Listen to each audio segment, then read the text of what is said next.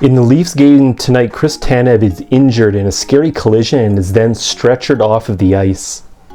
Hi there, my name is Dr. Stephen Wilson, and here on this channel we analyze the science of sports injuries. So if that's the type of content that interests you, then please consider liking and subscribing to this channel.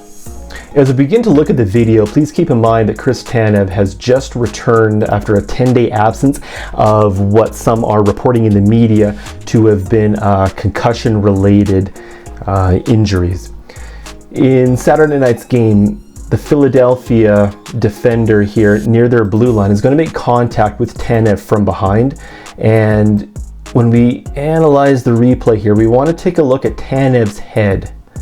As the contact is made from behind, Tanev doesn't know that this contact is coming. His head does snap back and then come forward as he lands onto the ice. Now it is to be noted here, Tanev didn't actually hit his head on the ice, which is certainly a good sign, but it's that unsuspecting impact from behind with his head whipping back and then coming forward after that contact, and then he lays motionless on the ice.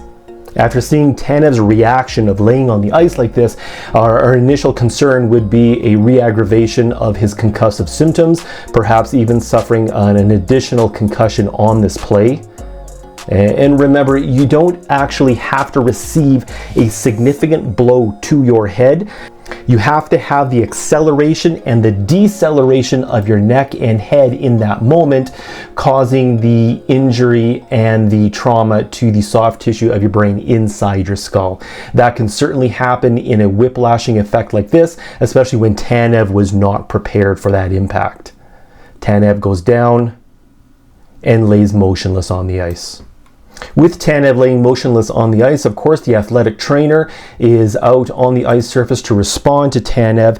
In this situation here, it is the athletic trainer's objective. He wants to establish communication here with Tanev. Tanev must be able to reciprocate that communication and be able to communicate and describe exactly what he is feeling in this moment.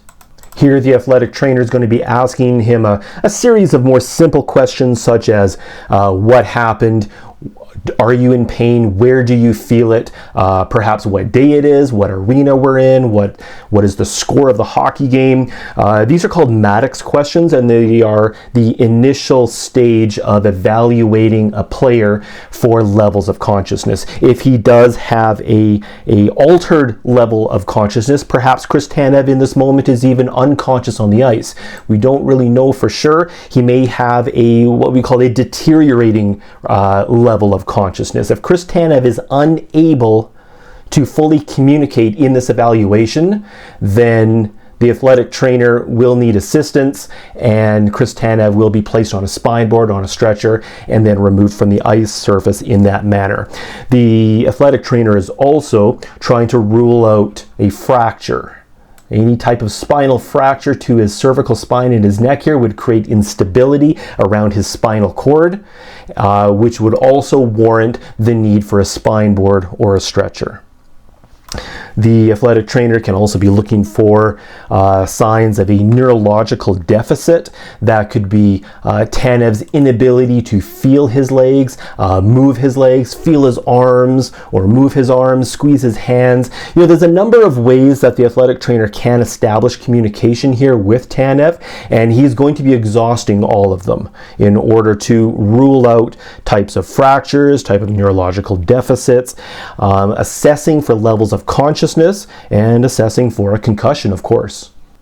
And throughout those series of questions, if the athletic trainer is not able to establish communication with Tanev and rule out those things that we just mentioned, then he's going to stick his hand up in the air and he's going to activate what is called an EAP.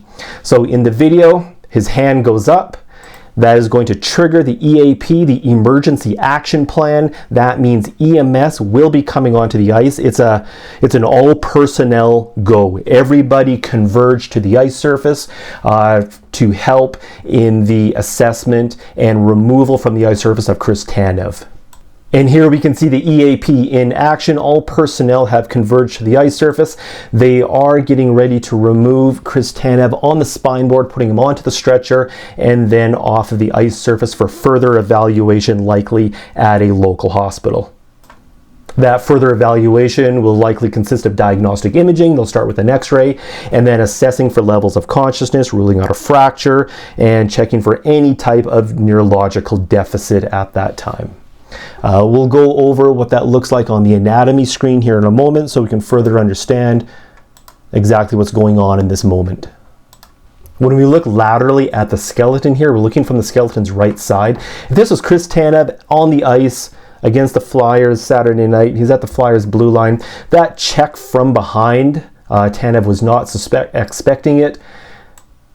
It came from behind to his upper torso, and that's going to force his head to come back. It's going to snap back in a whiplash-like effect, and then after that, it's going to move forward very forcefully. So when that check came from behind, that's going to cause his head to accelerate backwards and then stop, and then it's going to accelerate forwards and then stop. It's that acceleration and then the sudden stopping or the deceleration effect that's what can cause a concussion in this instance.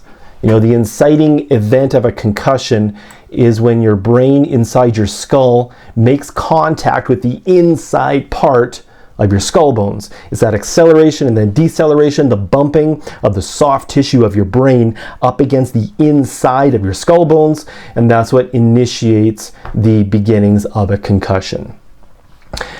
Because Chris Tanev just returned from a concussion, this is certainly at the top of our list of differential diagnoses at the time.